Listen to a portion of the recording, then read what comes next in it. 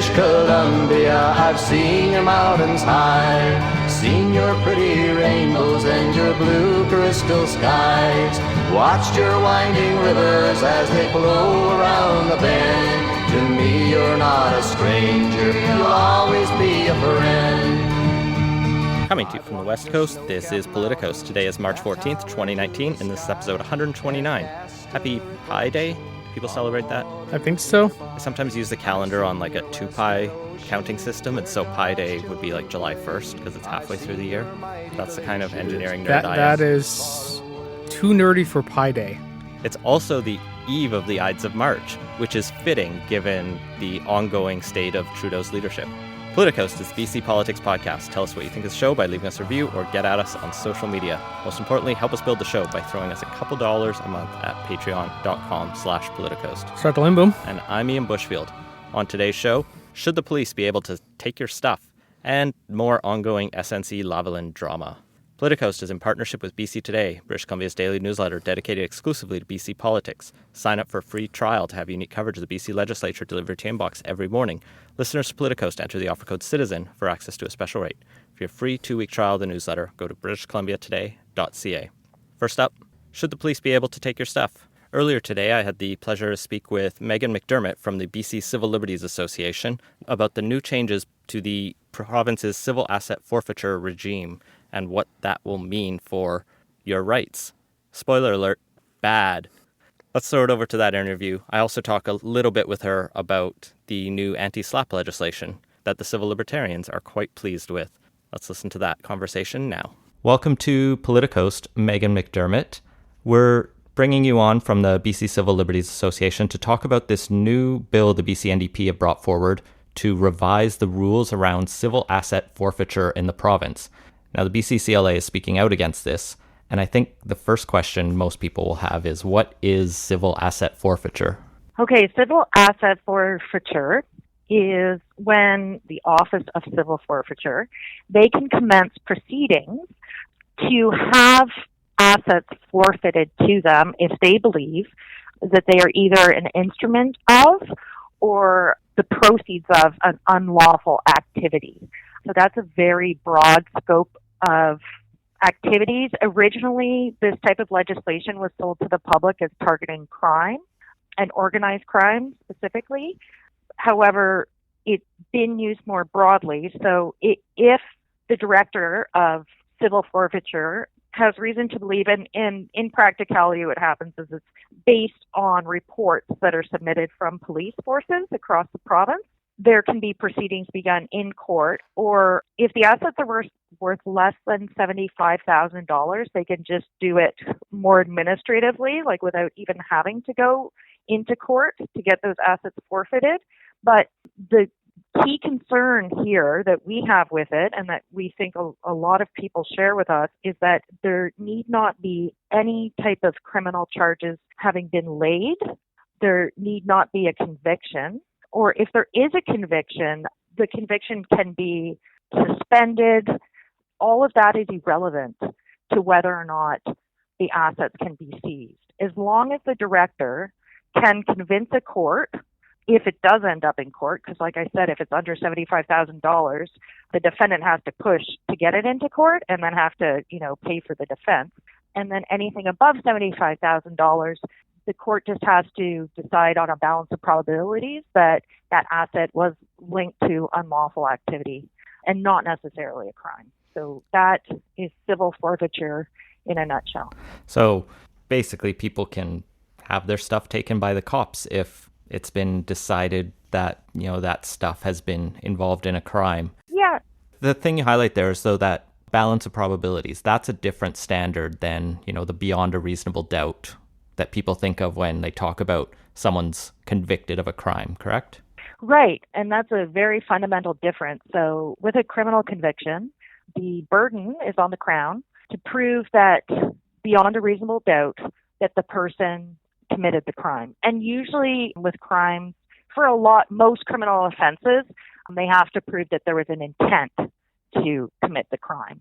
That necessity for the mental intention of the criminal isn't required in regulatory offenses that can also be used as the basis for forfeiture here. So there is a criminal forfeiture process, and that's federal law, and it can be done pursuant to conviction. So once the Crown has discharged its very high burden of convincing a court beyond a reasonable doubt that a criminal offense has occurred, at that point, they're able to get at the assets that are related to that crime. At that point, the evidence test is one of balance of probabilities, but it is after a conviction has already occurred. In the case of the Civil Forfeiture Act and all the other ones that exist in provinces across Canada, there's only that lower threshold of the balance of probabilities.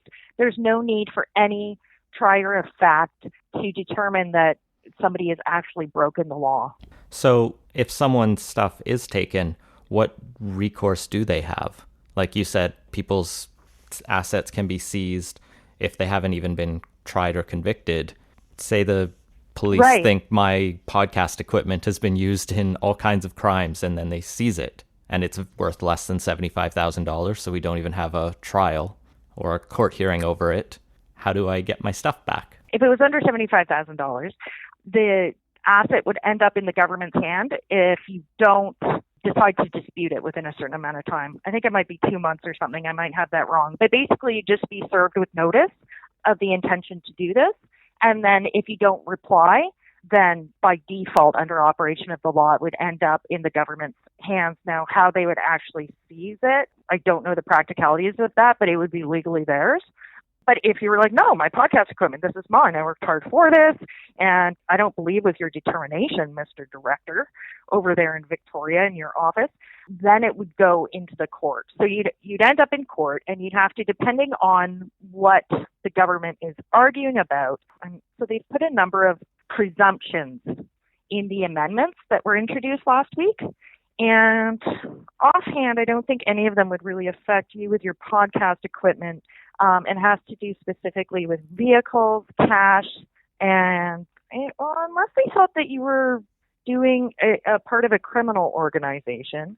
But basically, the burden has shifted even higher for a defendant in certain cases. But I don't think that these amendments would apply to your podcast equipment. So what you'd have to do is go to court and convince them on a balance of probabilities that it has not been either purchased with the proceeds of an unlawful activity, or that you're not using it to do something that's unlawful. And that might actually be very difficult for you to do and very expensive. A really kind of sad symptom of the state of affairs in this realm is that there's not many experts in this area of law, because it's kind of a mixture of, well, it's an overlap of civil litigation and then criminal law. So the criminal bar isn't really as seized of the issue as they could be, because they're always in court defending, people charged with crimes and dealing with the purely criminal forfeitures. So they might not feel as comfortable going in to try to, stop the forfeiture of assets for that same client. So we think that really a lot of the expertise is being held and developed by just government lawyers themselves, because it's such a unique little niche area of law. So as I've been doing some media interviews, I've been asked a few times, like, well, how would you rebut this presumption? And I said, well, that's a great question. And, on its face to me, it seems a bit absurd, and it seems like a very high threshold that a defendant's going to have to overcome. Like if we move a bit from your radio equipment example, there's a new presumption in here about cash. So if cash is found stored in a way, to be fair, it is cash in the amount of $10,000 or more.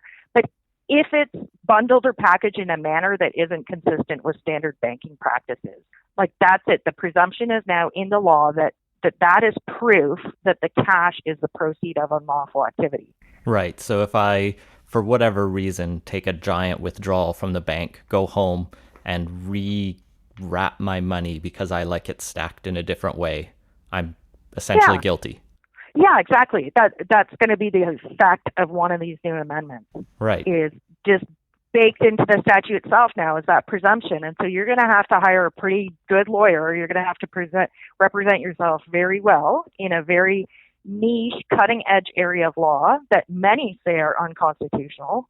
And, it's going to be quite an uphill battle for you. So to sort of tie together the whole issue, even before we get into some of the more other specifics about the new law, is basically the government has lowered the bar for evidence just in general with the civil asset forfeiture from the high standard to reasonable probabilities. They flipped the burden of proof so that it's actually on the person to prove they're innocent. And then there's not even lawyers who really know what they're doing on this. I mean, there are some, but not many. Yeah, exactly. So you've mentioned a few of the changes that are being brought about. Is there anything good in this new bill, or is it all just kind of clarifying the regime and adding what you consider to be some worrying presumptions? Our fundamental position of the Civil Liberties Association is that the entire regime is just wrong. So it's difficult for me to say that some of them are less controversial than others, but I'll give you exactly what it's doing. So the two other things that the amendments are doing, one of them is just allowing the director of this office to seek the assets to be frozen before starting any other proceedings under the Act. So that presumably is to stop somebody who's going to be the target of this unfair regime, stop them from transferring their assets or otherwise liquidating it in some way, and then, hiding it from the reach of government. The other thing that it's doing is allowing the director to get information from financial institutions and also requiring the financial institution not to let the account holder know that they're sharing information about their accounts with this office. So those are the ones that I'd say are less controversial and that could be sold as just streamlining the regime. But as we see with all of them, it's really just helping us stack the deck more in favor of the province and making this fundamentally unfair system work more efficiently, more quickly, and to cut more corners. Well, even that latter amendment you talk about with the working with financial institutions would seem to be a worrying invasion into privacy of someone who is innocent in the eyes of the law. Right. And it's not even going to the RCMP, right? It's going to this additional body. Yeah, exactly. So it's just, a civil servant in an office, so not police. They don't need to get a warrant or anything. And they can ask for this information under the law. A financial institution's going to have to provide it. And I'm looking at it really quickly. Requirement not to disclose the existence of the notice. It's all in legal speak, but really what it's doing is allowing information about your financial interest to be shared without you knowing about it, and short of having a court warrant, which would be required in the criminal investigation realm. But because, again, this is the key word here, civil, it's a civil proceeding, not criminal. And it's very worrying because they could be snooping around about your financial information and never end up following up with it at all. So you might never have known that was ever even looked into. Mm-hmm. And privacy law, like what this does is creates an exception to privacy law, which is essentially that all your personal information is only between you and whoever you expressly consent to share it with. So this is overriding that consent provision that exists as a default in privacy law. Well, in terms of the more worrying provisions, then, you've mentioned a couple of the presumptions. Are there other changes in there that we should be, protesting in the streets about? I think we should be protesting in the streets that, we've had this act now since 2006. And, the longer that goes on and as it gets further expanded, it's being more and more normalized. Aside from the ones that I've already pointed out, I mean, if you just want additional examples, here's another one. If a motor vehicle doesn't stop within a reasonable period of time after being signaled or requested to stop by a peace officer, that's another new presumption in the law that by virtue of this law now, the law will treat that as proof that the motor vehicle is an instrument of unlawful activity. So the government keeps wanting to point this as something that only affects criminals, and that if you're not a criminal, then you have nothing to worry about. And they've also engaged in what some people would call charity washing, where you make some of the revenue that you've gotten through these forfeiture, you make them available through grants to charities, and they love to promote that. so that they try to insulate themselves from the critiques about what they're doing, because then, people who are dissenting can be seen as not supporting these. Because there are a bunch of great community groups who've gotten wonderful grants. But again, that's just obfuscating the really unfair presence of this law even to begin with. Mm-hmm. At a higher level, is there Yes. an oversight mechanism for this office? Anything envisioned? Do they have to justify on an annual basis all of the assets they've collected to, say, the legislature? I was looking before I talked to you, I was looking to see if the Auditor General has looked into this office, and they haven't. But I think in theory the Auditor General could. I don't know of anything that would bar them from doing an audit of the office, and I think that would be very welcome. However, I don't see a need for them to make an annual report. That's something that we like to see for a whole bunch of different bureaucratic institutions, to hold them accountable, is to at least see what they're doing with their money every year. And if they have any particular targets or objectives of policy or law, they could even evaluate that and measure that. So, we don't even know whether or not the objective of this office, which we are told is to create a disincentive to crime and to provide compensation to victims. We don't have any evidence yet. There's been no oversight body that's been able to show us one way or the other whether or not it is fulfilling that objective. I do know that for the first number of years of the office, I think from 2006 to 2012, the first 6 years, there wasn't any money from the office dispersed back to victims whatsoever. I think after that they started to disperse them, but it would be excellent to have some kind of oversight body look into the civil forfeiture office to audit them to see if what they're doing is having any effect, and also that recurring accountability mechanism, like requiring them to place a report before the legislature every year. That would be welcome as well. Yeah, I did see some numbers in a National Observer piece, or I think it might have been Canadian Press, that your colleague Michael Vaughan was quoted in, where the director of the office says they brought in $87 million since 2006, and only $1.6 million has gone to victims, while another $37.5 million has been spent on crime prevention, and the rest just on lawyers and the office supplies. $87 million over 13 years. Some people might argue that's not a lot, but do you know, is there any, I guess we don't have any information on the kinds of people who are being impacted by this law, do we? No, aside from the ones that are willing to challenge any kind of proceedings and that go public with it. Those are the only ones that we can really see. But one of our suspicions, and many people share this with us, is that not random who they go after, because the office itself is funded through forfeitures, that creates an incentive for the office to go after more expensive luxury items. So what you see over and over again is that, vehicles like Ferraris are being seized and not Honda Civics. Now, we don't want to see either of those being seized, short of being pursuant to a criminal conviction. But from looking in the news, it seems that a lot of the assets that are seized are really big ticket items, like rooming house buildings, expensive houses worth multiple millions of dollars. Ducati motorcycles, they tried to seize one of those after its driver was just broke the speed limit. But that was enough to trigger unlawful activity. So they go after more big ticket items.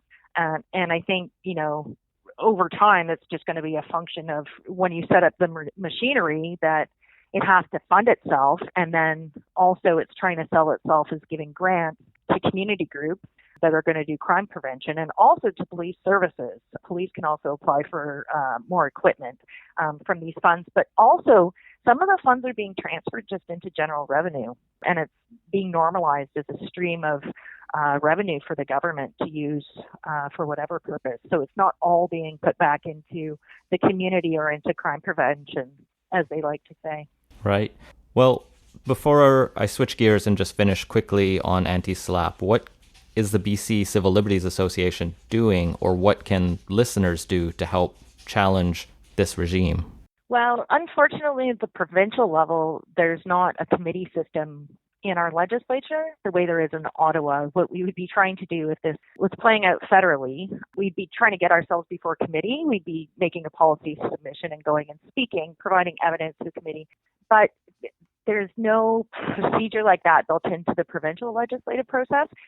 We can hope that, in talking to your listeners and other people in the public, other media, that we can get concerned citizens to reach out to their politicians or to the government generally. The most we can really do is just talk to government. We can send a letter, ask them to stop this. We were caught off guard by this.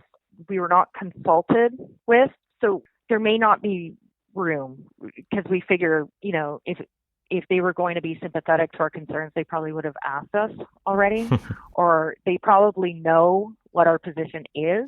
So it wouldn't come as a surprise to them if we were to send them a letter. So we'll try to just slow down the process or stop it. I mean, what we'd like to see is really just repeal the law that came into effect in 2006. And every time that we see it expand, we fight back against it just by educating our fellow citizens. But like I say, the politics of right now, it doesn't seem like there will be a real opportunity for us to have any influence to slow this one down. I was wanting to look at it as Hansard, but I haven't had the time. I know that the current government, when they were in opposition, they supported a review of the act. So I had wanted to look at what their criticisms were when they were in opposition, because now they seem to be very supportive and saying they're now quite assured that the office is functioning very well and doing what it set out to do. But the rest of us, I don't think, can be as convinced. We don't have access to the same information they do and the same reports. We can't call in the bureaucrats to be accountable to us each and every day. So just seeing the kind of 180 that the government has done with respect to this also leads me to believe that there's not much room to maneuver in terms of getting an amendment to these amendments, or maybe they just won't see the light of day if there's enough public outrage against it. And I guess with the precarious nature of the BC government right now, that was something we were worried about with the Protection of Public Participation Act. Last year it was tabled, and then it actually didn't make it to third reading. And then there was that issue with the Nanaimo seat in the by-election, and potentially having another provincial election. We were worried that, oh no, maybe that will never see the light of day. So that could happen with the Civil Forfeiture Act. But I mean, it's great that you're interviewing and talking about it, because I just get the feeling that it's not something that's high on everybody's radar. People have tended to be placated by the idea that, it's just criminals and those fentanyl dealers and those Hells Angels that got caught up in this scheme. Yeah, and the government's keen to be looking to appear to be doing something about organized crime and money laundering and all of this, even if that's maybe not the most constitutionally just way to do it or even effective. I guess if there's no room to move forward on the political side, or only so much room, the BCCLA will undoubtedly probably be there should this end up in court again. I mean, in the past it has been, it's not a secret, and has been a good intervener on those cases. So I'm sure listeners can always donate to support the general work. And I can say that as a board member, right? People should be donating to support those legal challenges when they come up. Yeah. So you mentioned the Strategic Litigation Against Public Participation Act, or the acronym that you actually got right. I just call it the anti-SLAPP law. Yeah. Where we were just harshly critical of the government. Here's something that I think the BCCLA has been celebrating. So just for people who aren't aware, what is the point of an anti-SLAPP law, and how does it fix that problem? All right. So anti-SLAPP laws are trying to get at the problem of, it's typically kind of painted as a David and Goliath issue. So there's a citizen speaking out about something that is a public concern. It's, something that has a public interest dimension to it. So it could be about how the government's doing things, about, potentially rezoning a neighborhood, or it could be about, a new, or a company wants to start a new gravel pit near my child's school. So I'm going to speak out about it. And then the giant comes along, the Goliath, and serves me with papers saying, see you in court. And so the giant, in most cases, tend to be corporations with deep pockets, but they can also be the government, which kind of has infinite assets, very deep pockets. And if they don't like what they're hearing, what they've tended to do in a way that works to silence these citizen critics is just to serve them with papers saying, see you in court. And usually that just intimidates the person so much, even just the prospect of having to hire a lawyer, figure out what they're being sued for. It can take such an emotional toll on people that oftentimes it just has the effect right away of silencing the critics. And the court process itself is used as the punishment and the disincentive to speak. There's no idea really that it's ever going to get resolved in court. The punishment is just the infliction of court on that person who's speaking out. And knowing that in many, many, many cases, because of the emotional toll and the financial toll, that person is going to either stop speaking out or they're going to settle out of court in a way that's never been made public. So an example of this is protests on Burnaby Mountain a few years ago. There were 6 protesters that were actually sued for intimidating Kinder Morgan workers.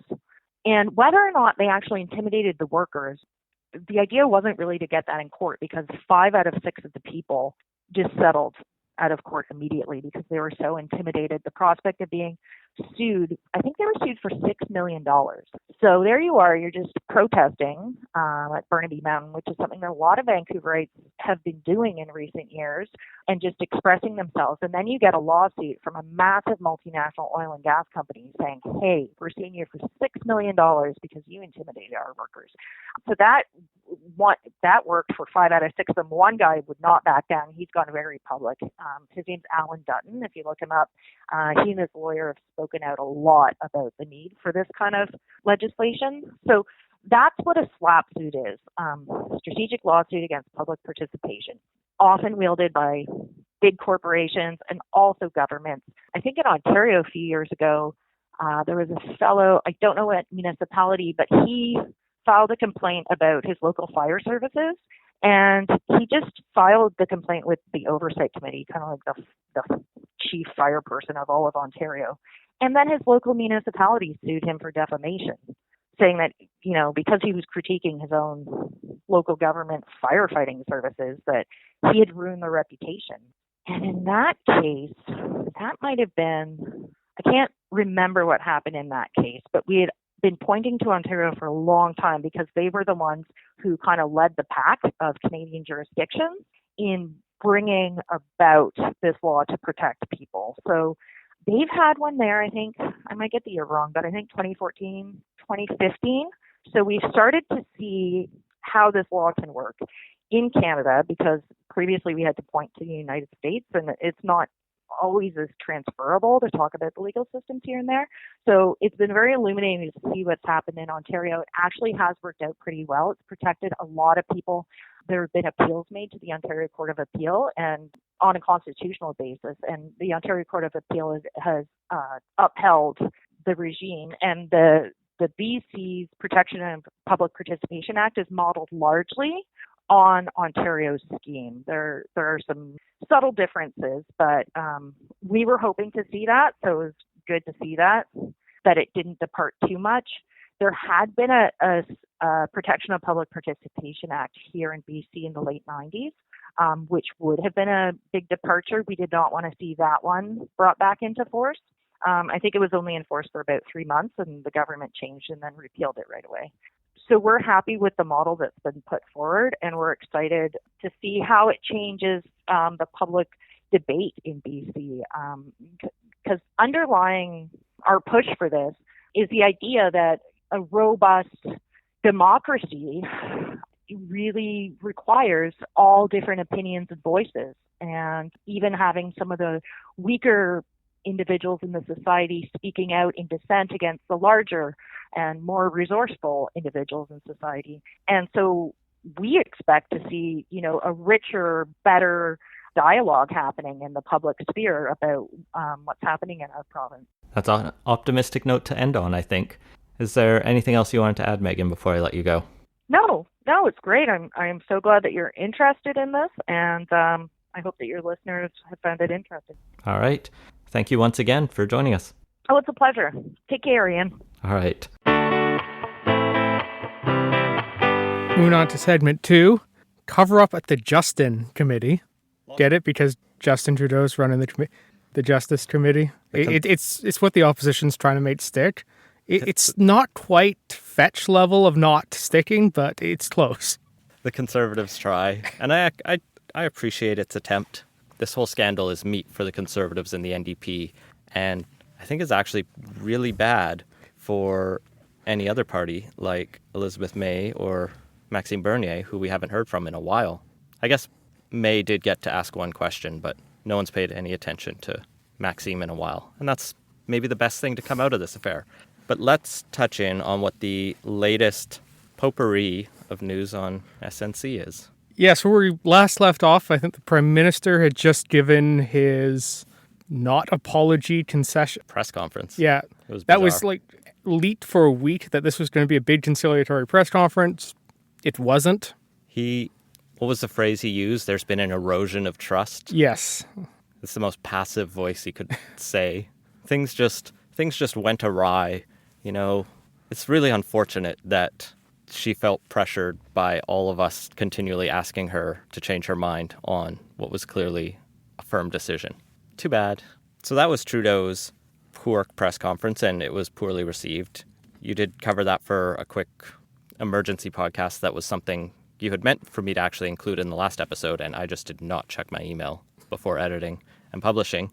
The other thing that sort of follows up from the testimonies last week is we got to see some of the tweets that Michael Wernick considers to be... Witness intimidation was the word he used. I think cyberbullying got thrown around a bit too. So he's been called a traitor and a liar. It's not nice things to say, and we obviously don't support cyberbullying of public officials, but... Or anyone. That too, yes. But, yeah. It's... At the same time, it is Twitter. It's a cesspool. It's pretty much what's par for the course. And, well, there's a reason none of the MPs who get this stuff on a daily basis seem that impressed by it. It was clearly a distraction attempt from the ongoing scandals, and it just really further undermines his entire credibility, which is also worrying given he's the guy in charge of the committee overlooking foreign influence in the upcoming election. Yeah, if you're a liar becomes witness intimidation, what's the cutoff now for foreign interference? Because that is the thing he's supposed to tell all the parties about if it happens in the election, and he needs to have the credibility to do that, and it seems to me he pretty much just shot any credibility he had on this. He's going to be the Wernick who cried wolf. Yeah, that's Michael Wernick. Next up in the long list we have here is SNC suffered a little bit of a loss at the federal court. Yeah, so once the prosecution had told SNC they weren't going to grant them a DPA, SNC filed with the court to try and force the prosecution to reconsider, and the court was like, nope, we're not going to tell the prosecution how to do their job absent an abusive process, which this obviously isn't, because it is entirely reasonable for a prosecutor to decide not to take this easy way out for the company. And overall, this was pretty much expected, but I think it does kind of reinforce, this time from the court, the fact that the prosecution does get to be fairly independent. Yeah, the judge, this is Justice Kane, quotes from a previous Supreme Court ruling saying the quasi-judicial function of the Attorney General cannot be subjected to interference from parties who are not as competent to consider the various factors involved in making a decision to prosecute. To subject such decisions to political interference or to judicial supervision, which is now both of the things that SNC has asked for, could erode the integrity of our system of prosecution. Based on that, she concludes they had no reasonable prospect of success in the context of the law and the governing jurisprudence. So sad, SNC. You actually have to fight this out in court. So where that was bad news for SNC, more bad news came out for Prime Minister Trudeau and his leadership as MP Selina Caesar Chavanez came forward to the Globe and Mail to explain the cryptic tweet she'd left. Yeah, so shortly after Trudeau's press conference, where Trudeau had, I think a couple times, said something along the lines of, well, if Jody Wilson-Raybould felt pressured, she should have come to me. She should have talked to me about it. I'm there, I would have listened. I don't know why she didn't do it.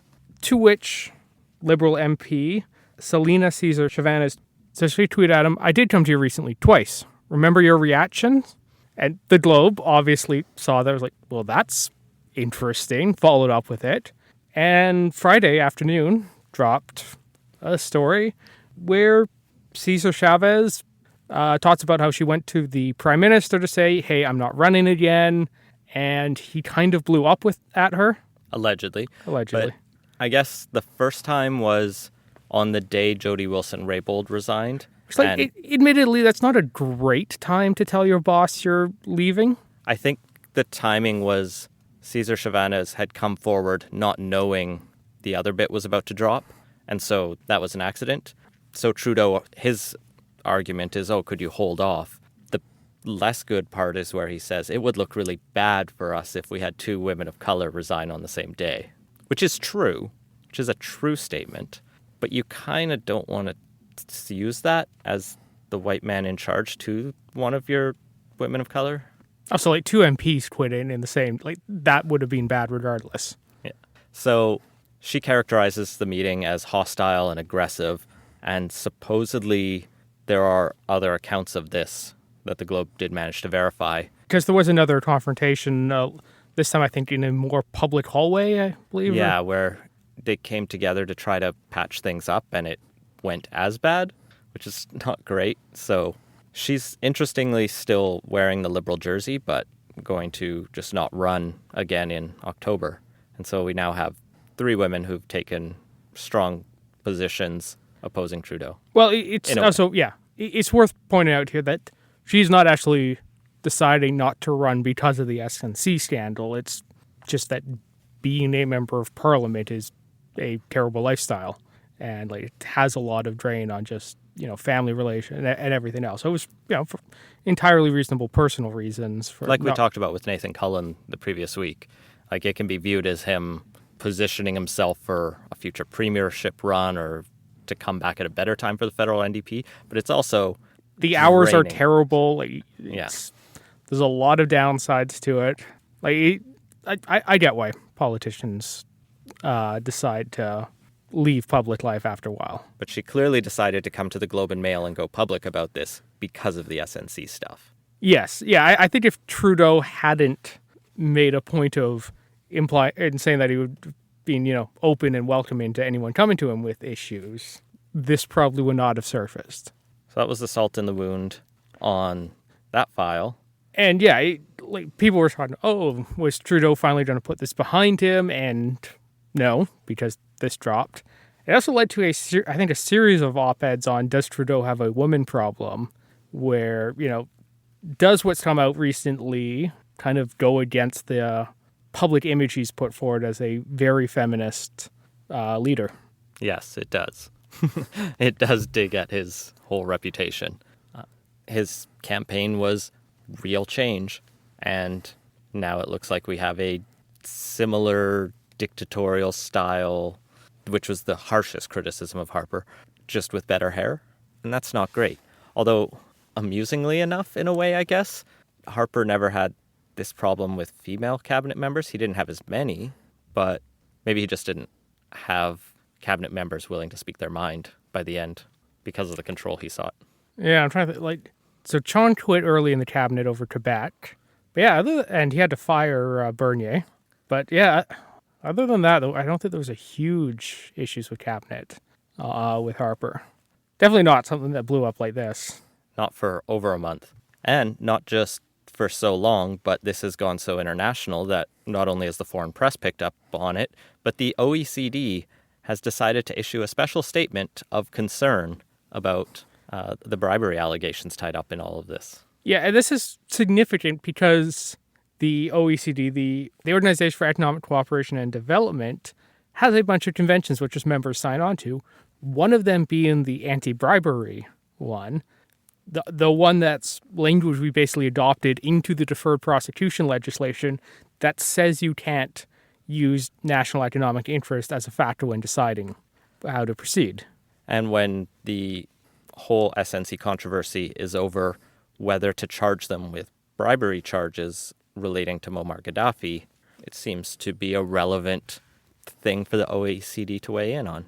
Yes, and it explicitly refutes Michael Warnick's interpretation, shall we say, of what economic interest means from his testimony to the Justice Committee, where he basically said that it can only mean relative to other countries, not the fact that it's, would just be potentially not great for Canada. And that 9,000 job number is highly doubtful, as several good pieces from, I think, The Globe, CBC. There's been quite a few that have dug into, at the Star as well.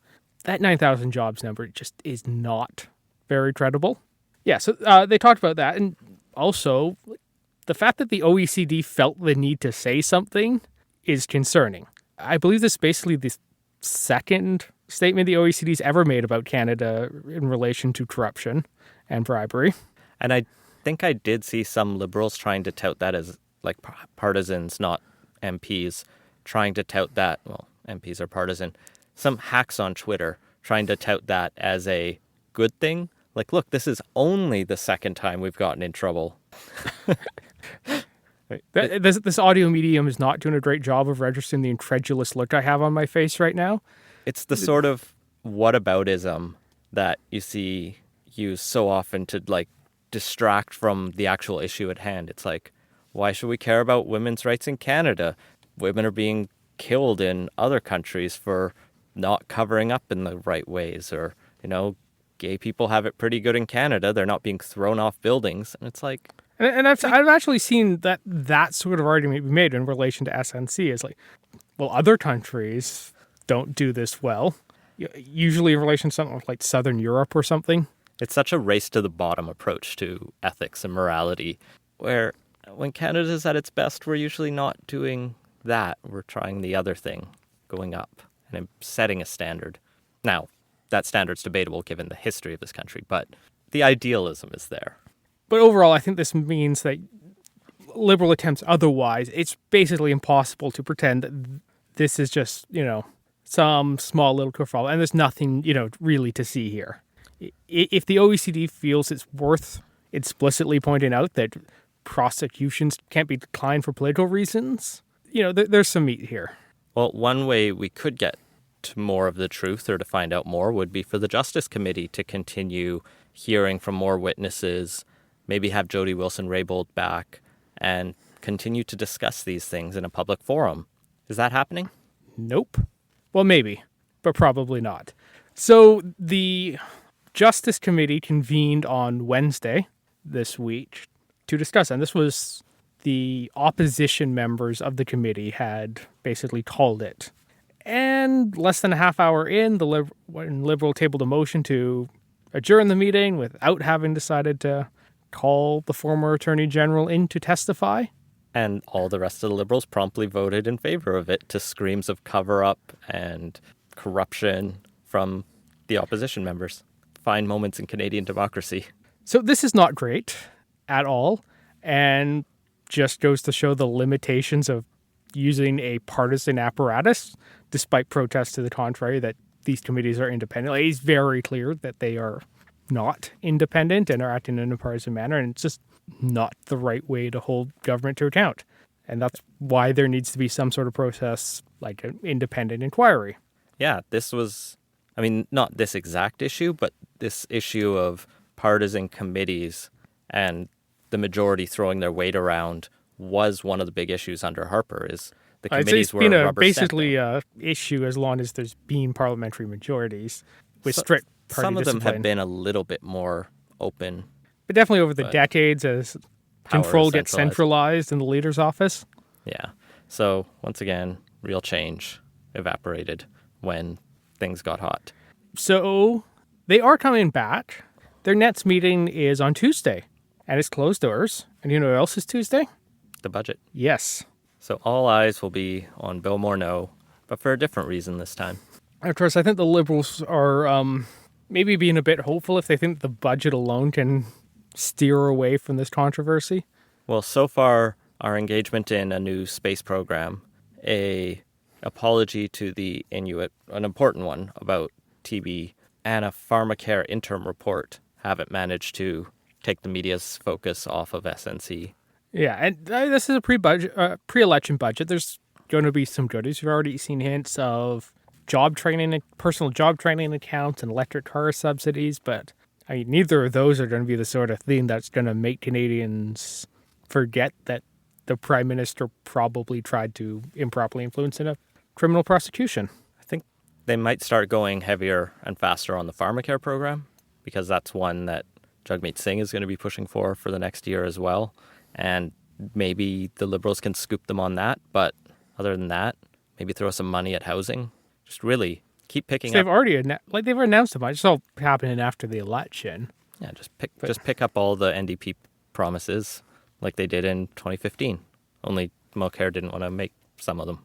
But they could also make this pre-election budget just a very election into budget, as this bizarre article from thesuburban.com, which according to their banner is Quebec's largest English weekly newspaper. All right. Which I had not heard of, but it's on the internet, so it must be true. I guess it's a weekly newspaper as opposed to... Yeah, that is fair. Journal. Yeah, some of the English ones. But this columnist there, Mike Cohen, claims from sources that Trudeau's likely to call a May federal election. So there's been rumors about this. It's definitely been making the rounds on Twitter before this article came out that, maybe there'll be an early election. This one is so bizarre because he just talks about sources, and then he goes on to say, several suppliers who are called upon by candidates in federal elections have told me they were contacted already to be prepared to start printing material soon for a May vote. This will catch the opposition off guard. He also misspells Bernier's first name as Maxime Bernier in the next half of the paragraph, so... Anyone can make a typo. Yeah.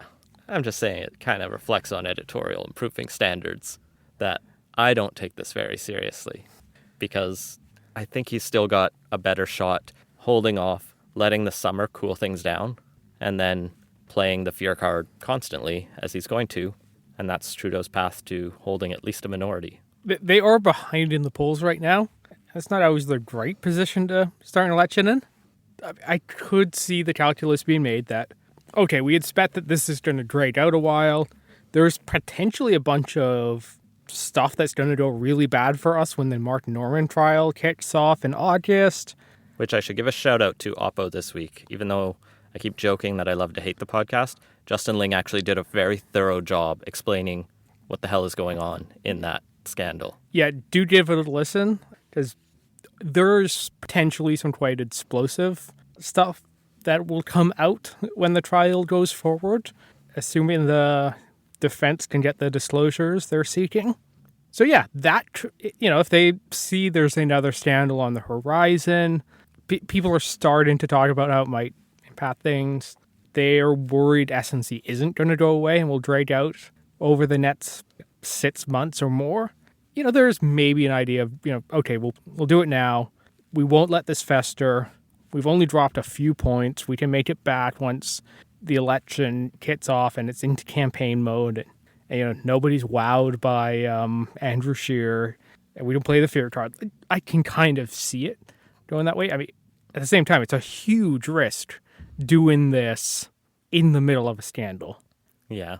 But, the Liberals haven't been shown a lot of strategic thought lately, and what little they are, it's the too clever by a half, so I could see them going for this.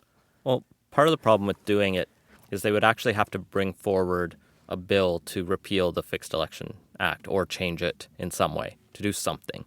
And that generates its own controversy and debate, because there are only other options to bring forward a confidence vote and lose it on purpose. I guess that's embarrassing for a day or two, but I guess the fixed election date acts aren't super binding in the way that the Prime Minister could just go over to the Governor General and say, I don't really care about that law. Just call the election now. I'm the prime minister. And I don't know what would happen in that case, but then we'd have not a constitutional crisis, but a bit of a challenge. All of that said, I'm not a lawyer, and you know who else isn't a lawyer? Sheila Copps. She's been playing the Liberal surrogate, both on TV and especially on Twitter. And the gem this week, after her previous racist side tweets about Jody Wilson-Raybould would actually care if it was 9,000 Aboriginal jobs, in Copps's words. This afternoon, Sheila Copps said, solicitor-client privilege ended the day the former Attorney General ceased being Attorney General. That was the day she stopped being the lawyer for the government. So did you know that after your lawyer is done working with you, he or she can tell all of your secrets to everyone? Because that's how the law works now? That doesn't sound right. I saw a lot of incredulous lawyers retweeting this on Twitter, including friend of the pod, Micah, who brought this to my attention. But, I mean, Sheila Copps was Deputy Prime Minister. She didn't go to law school, but you have to think some point in her long political career, she would have interfaced with some, basics. No, at some point she must have dealt with a lawyer as a client, right? Would that not have been explained to her? Would she have just discussed those matters with her lawyer if she thought the moment the relationship ended, everything she said was fair game? At Sheila_Copps. Well, let's move on to quick takes. And I put Brexit in here as a quick take, and it definitely isn't. It's been a shit show of a week in the United Kingdom as they voted massively against one of Theresa May's deals again. And then that was 2 days ago. Yeah. Then yesterday they voted to reject no deal, saying we won't leave the EU without something. And today she did win a vote to extend Article 50.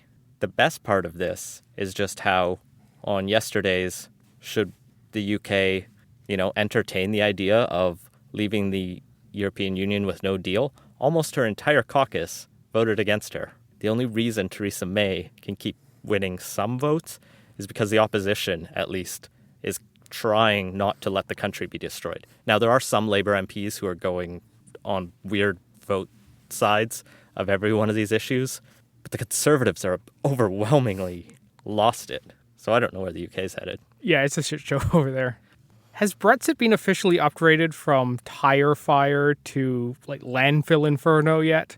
Because it feels like it's getting pretty close. Well, the ball is in European Council's hands right now, and any one of the other 27 member states can veto this Article 50 extension. It sounds like that's unlikely, but that would add some new twist to this drama. Well, from the European Union's perspective, why bother granting an extension? It's been more than 2 years since the vote. It's basically coming up on the 2-year mark for the Article 50 invocation in 14 days or so? It's soon. Month, it's latest, soon. I think. They've already negotiated a deal. May came back to them to tweak a few things. That also didn't pass the UK Parliament. There is just a problem that cannot be solved on the Irish border while maintaining separation from the EU, no border between the two islands, and no internal border in the UK. That's just a problem that cannot be solved, and yet nobody's willing to proceed with anything that doesn't solve that problem. What does 90 days actually do for them? And why would they even bother agreeing with it if they're just going to be in the same spot 90 days later? I think tanking the UK's economy will have knock-on effects for the rest of the world, at least for Europe. And so there is still some interest, I imagine, in Europe to not let this happen in the worst case. I've heard some speculation about, can't the EU just, force Britain to have elections? And the obvious... No, they can't. Yeah, the obvious answer is no, but they kind of need to, because the UK is, stuck in this situation where the government keeps getting defeated on massive votes, or the only way it can get, the necessary ones through is with the opposition, which suggests May doesn't actually have the confidence of her party, but no one in her party wants her out yet because no one wants to deal with this until we're at a later stage when maybe Boris Johnson will pick up the flaming tire fire. Also, she can't actually be deposed by her party for, 10 more months? Oh, they have those weird rules. The you can't do it within a year thing because they tried to get rid of her and not enough conservatives hated her just then to do it. She also had a bunch of her cabinet members vote against her on one of the recent votes, which is a sure sign of solidarity. It's a mess and will continue going that way. But even if they have elections, it's not entirely clear how that's going to even improve the situation because Labour is not exactly doing well either. They don't have a particularly coherent Brexit position. It's because their voters don't. Well, yeah, but yeah. they don't have a particularly coherent position. They're dealing with some of their own scandals at the moment. The fact that Labour isn't just massively ahead in the polls, given how terrible the Conservatives are doing at the most important issue in Britain right now, really says, I think, a lot about where Labour is. So what happens after an election? There's no clear distinctions between the two main parties on Brexit, enough for you to really resolve these outstanding issues. Well, there's bigger internal debates than there are external or between them. If the voters do come back, how do the voters actually change things so that this deadlock gets resolved if the parties can't? Well, they could go for one of the growing number of, I guess, EU-philic parties out there. But to tell you how great they're doing, the Liberal Democrats, the traditional center-left party, now has fewer MPs than a splinter group of Labour and some Conservative MPs called the Independent Group, who are indistinguishable from the Lib Dems other than they just know that's a toxic brand. So, which really says something about how bad the Lib Dems have screwed up, that Lib Dems but not called the Lib Dems is the best way to go forward for that group. So I think because this is in quick takes, I'll leave Brexit there. It's just been a wild week to watch. And I'm continually trying to update my voter registration just in case. Moving on. Since last Sunday, there's been kind of an ongoing issue across the world about whether or not to ground the Boeing 737 MAX series. And this has been interesting in the fact that there's been quite a few divergences kind of across the globe on what is normally a very uniformed approach to airline safety. So this followed an Ethiopian Airlines crash that killed a lot of people, including 18 Canadians recently. And this was the second of these airplanes to go down recently. Yes, back in 3 months. Yeah, back in the fall, there was a crash in Indonesia with the same model of airplane, and it's still early in the investigation, but looks like a very similar crash, which has raised a lot of safety concerns over this aircraft. So some countries made a very quick call that they're going to ground the planes. Canada and the U.S., I think, were a bit slower, but we're basically, I think, the last two major countries to ground the planes. And it looks like we did it even as Boeing or just after Boeing said, yeah, we kind of think everyone should ground the planes. I believe it was just before. Once the U.S. government had gotten to the point where they were grounding the planes, Boeing was like, yeah, we should probably ground the planes.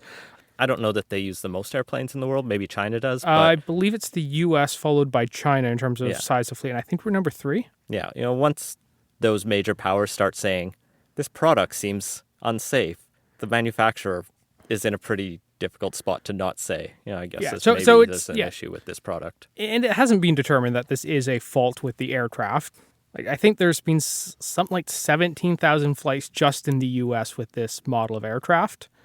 So it's not entirely clear that this is a safety issue with the aircraft, but the very similar nature of the two crashes definitely hints that it might be a problem with the software designed to keep the plane from stalling, which, if you know anything about airplanes, basically means to keep the plane flying, and it appears it might do the opposite of that and force the plane down.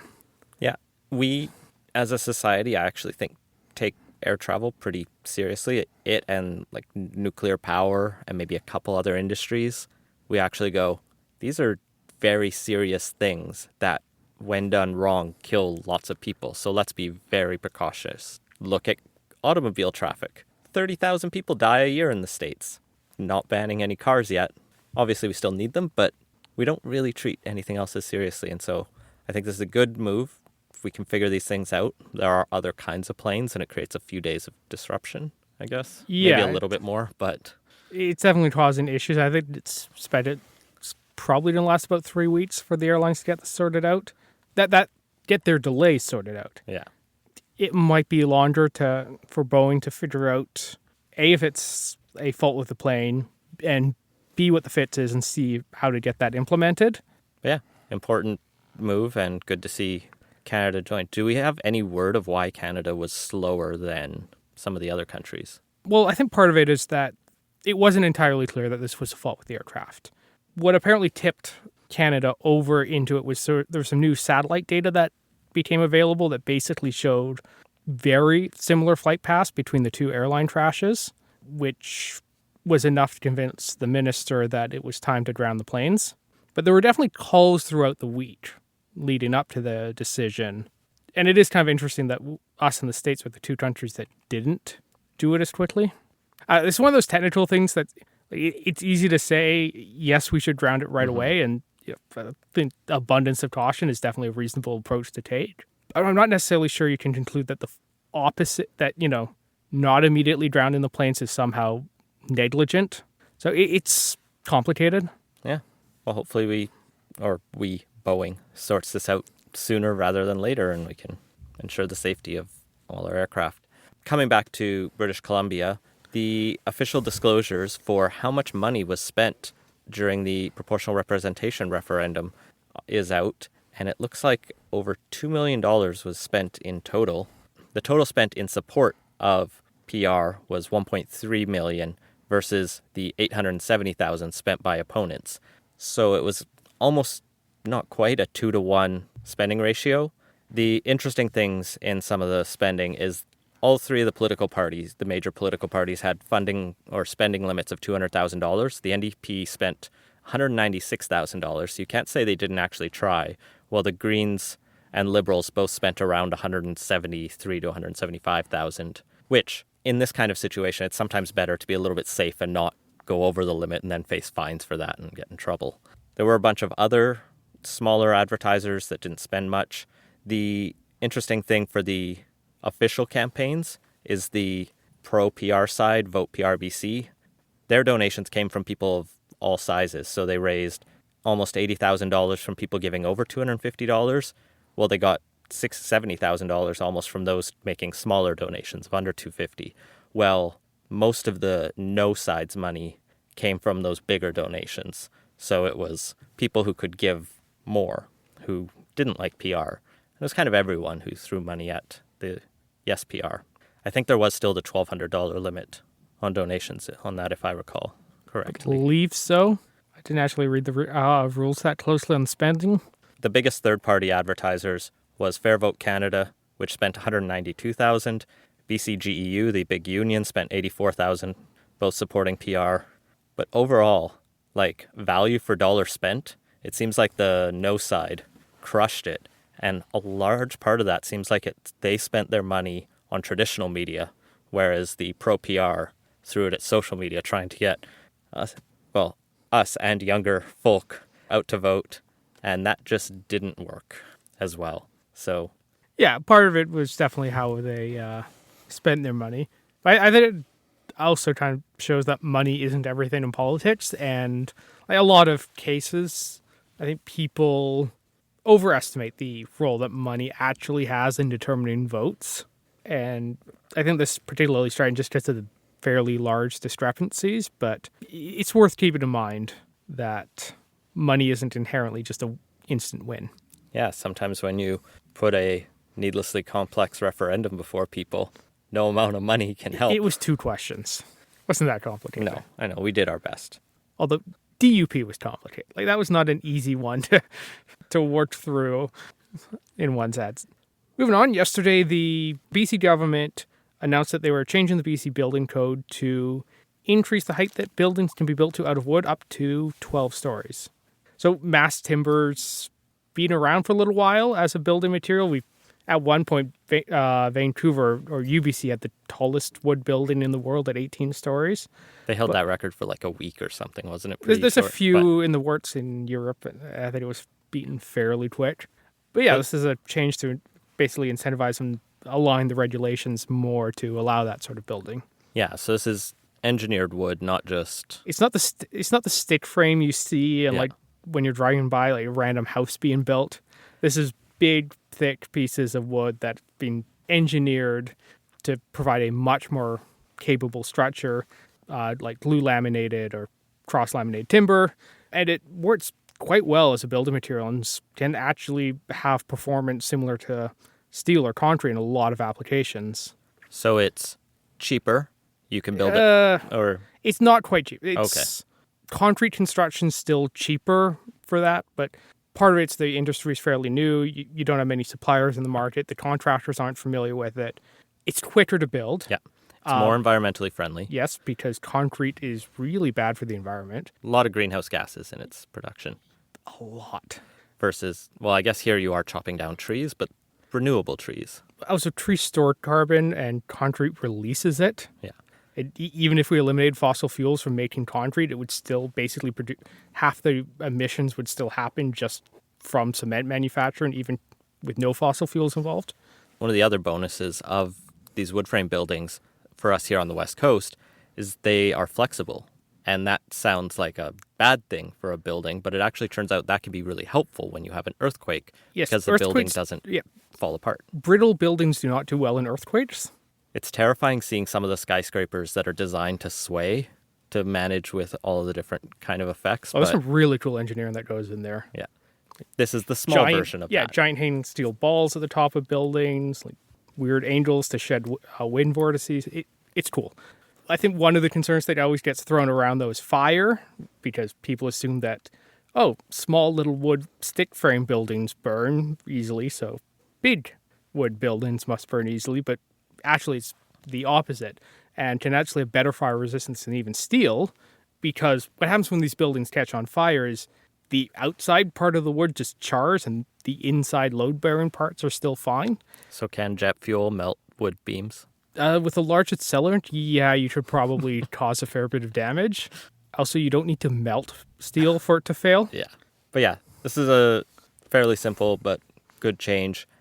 It sounded to me like municipalities now have to take it up themselves, which I guess is the perpetual weak link in provincial policy. In some cases, it might be the strong link, but... Yeah, it doesn't really help if the building code allows 12 stories of mass timber when the zoning code allows 2 stories most of anything.